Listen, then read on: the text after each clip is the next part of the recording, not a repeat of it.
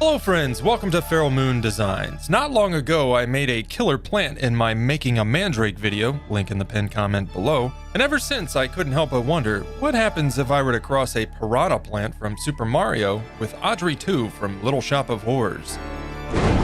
I think it's safe to say I have another man-eating plant on my hands. To do this I'll be using Super Sculpey Original, Translucent Sculpey, some Cos Clay, armature wire, and aluminum foil for bulking. I'll begin by cutting out a circle using this circle cutter that looks like a glass. Next I'll cut out a large rectangle from some rolled out clay. I'll then bend that rectangle around the outer circumference of the circle and blend that in to form a cylinder. I'll repeat this process using a smaller rectangle to create some depth for the metal can that our killer plant will call home. I'll add a strip of clay along the bottom circumference to create the bottom lip of the can, as well as using a strand of clay along the top to create the threading.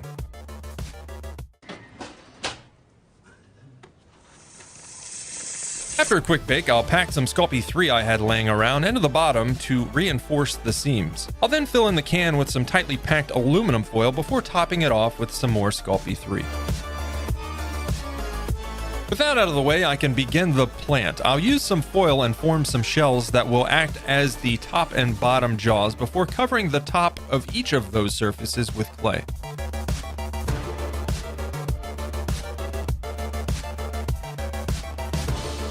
Once the top of each shell is covered with clay and blended, I'll start forming the lips.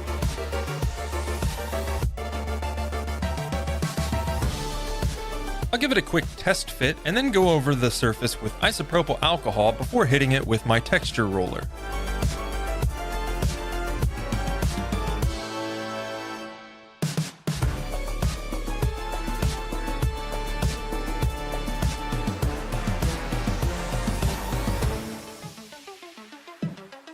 From there, I'll use this circle cutter that looks like a circle cutter to cut out circles to use as spots.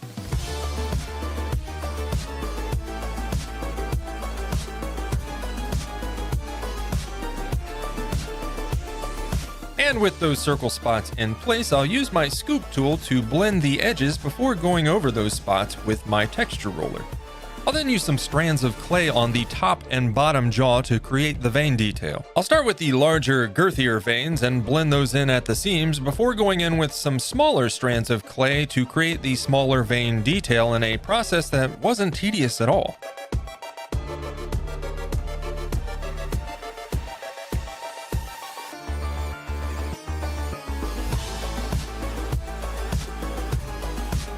Once I've completed the aneurysm-inducing vein detail, I'll take my rubber shaping tool and add the crack detail into the lips. And with that, the outside surfaces of our top and bottom jaws are complete, and I'll throw them in the oven for a quick bake. Once those head pieces have cured and cooled, I'll begin filling in the inside portion of the jaws with clay. On the back section of the lower jaw, I'll create a lip with a hole in it where the jaw will rest on the wire armature. Additionally, I'll use my scoop tool to start adding in the gum and mouth textures. For the gum line itself, I'll of course add a strand of clay and blend that into the inner mouth.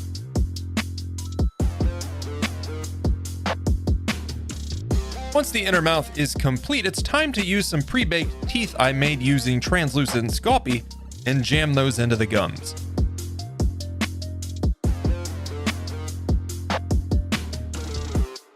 I'll give it a quick once-over to check the fit before putting in the oven for a quick bake.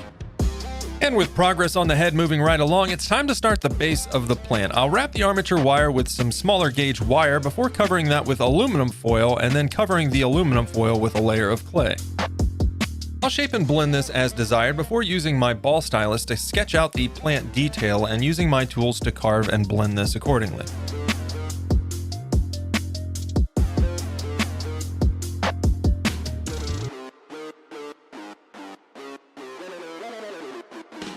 I'll use a large strand of clay to frame the detail before using a scoop tool to blend the exterior edges.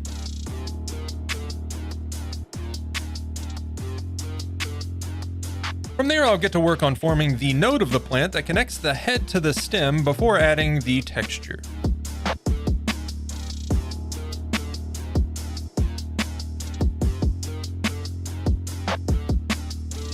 Once that's done, I'll add thorns up the stem of the plant using a ball of clay with a pre-baked thorn pressed into it. I'll then add a little bit more of that Sculpting 3 I have laying around to the base of the plant to create a little bit more of a foundation. Deviating from sculpting for just a moment, I thought I'd try something just to spare myself a hassle down the road and paint the inside of the mouth before assembly and the final bake. It turns out this is fine. Great success. I'll start with a base coat of pink before hitting that with a dry brushing of purple. I'll apply a dark red wash, and then once that's all dry, I'll go over that with a dry brush of red.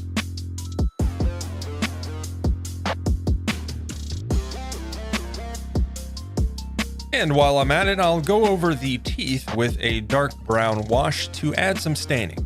And once that's all dry, it's time to assemble the head. Now, arguably, I could have planned this out better, but in the end it worked, so I'm going to pretend I planned this all along. I have no idea what I'm doing, but I know I'm doing it really, really well. I'll drill 2 holes in the top and bottom portions of the jaw and using a small length of wire and super glue to attach them. I'll then fill in the gaps using fresh clay, using Bacon Bond on the freshly baked surfaces, and using my scoop tool to add texture and blend. I'll then form a half a dozen leaves or so to attach to the back using Bacon Bond.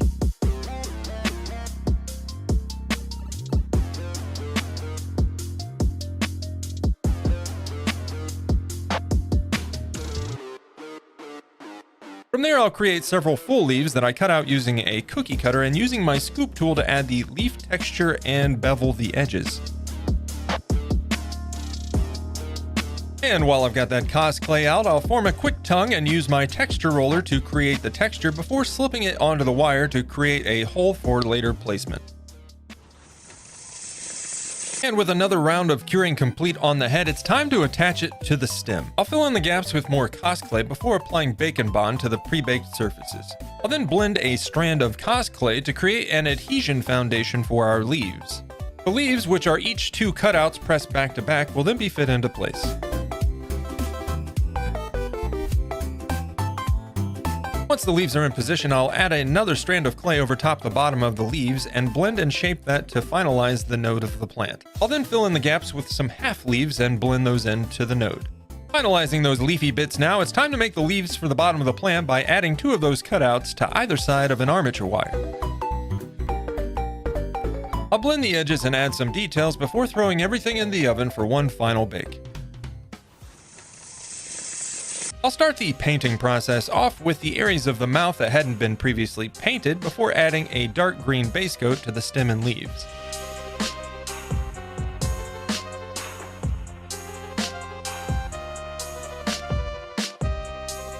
I'll give these new areas of the mouth and tongue the same treatment as the inside of the mouth.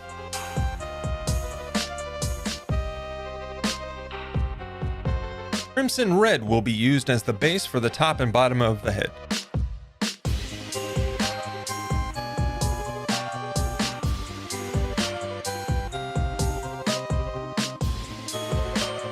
I'll go over the stem and leaves with a dry brushing of a lighter tone of green.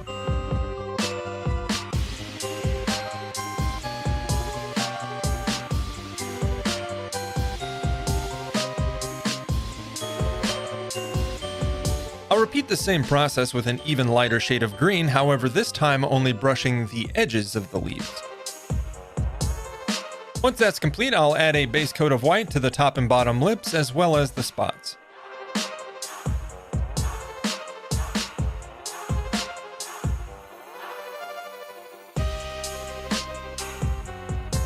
This part right here, yeah, not so much fun.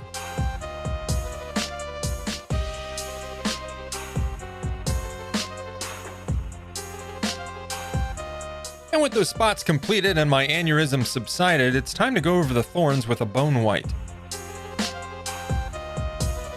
Additionally, I'll give the wooden base and the metal can portion of the sculpt a base coat of black.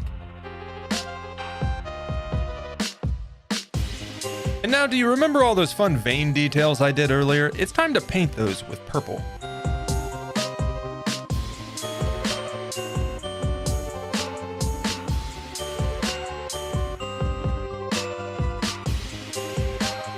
Sticking to the purple, it's time to hit the lips with a purple wash to bring out that crack detail before hitting it with a white dry brush.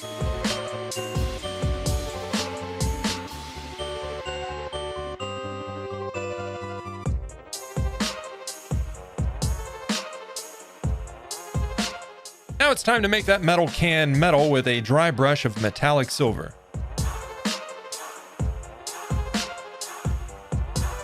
With some holes drilled into the base, I'll use super glue to attach the leaves.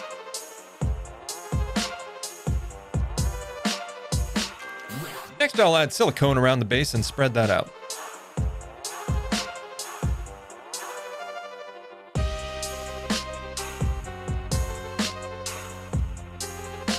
Once that's done, I'll pour some brown ballast in and spread that about and press it into the silicone for adhesion.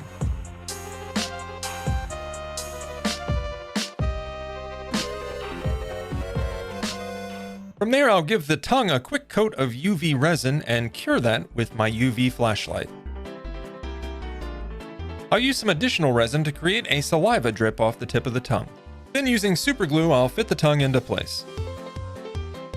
Continuing on with the mouth, it's time to add the teeth back into their respective spots using super glue for adhesion.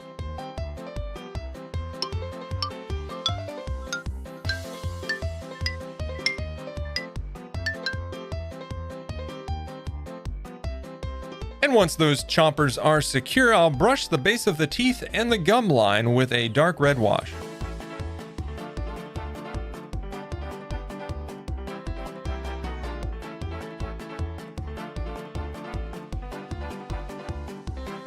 And once that wash is dry, I'll brush over the gum line with my UV resin and cure that with my UV flashlight.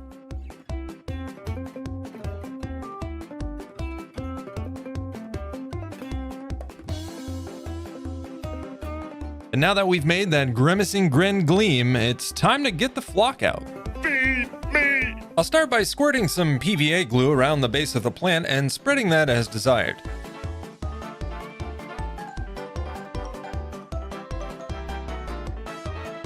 I'll then begin breaking up the flock and placing it accordingly, using my tweezers to push it into the PVA glue for proper adhesion. I'll also add a little bit of this brown stringy moss and use my tweezers to make sure that's pushed into the PVA glue as well. I'll give it a quick spritz of isopropyl alcohol to help everything mix before going over it with a dropper of watered down PVA glue to make sure everything stays in place. Then using a generous amount of glue stick, it's time to attach the label to what will be our Mushroom House coffee can. The inspiration behind this, of course, coming from Little Shop of Horrors.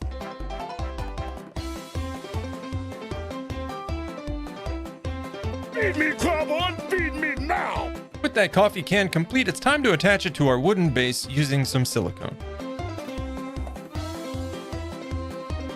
One final step now, I'll use some PVA glue and stick the sign into the base. And with that, folks, there's nothing left to do but move on to the showcase.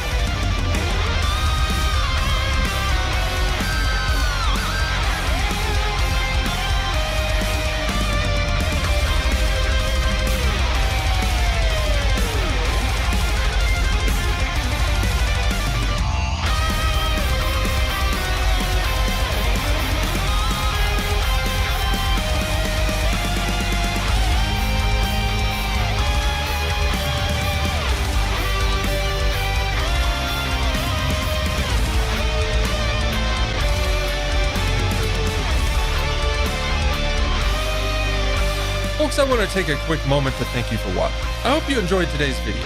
If you did, it would mean a lot to me if you click that like button and help tell the algorithm my content's worth sharing. If this is your first time here, consider hitting the subscribe button and join us next time. Regardless, I hope you have a wonderful day. Take care out there, friends. I'll see you soon.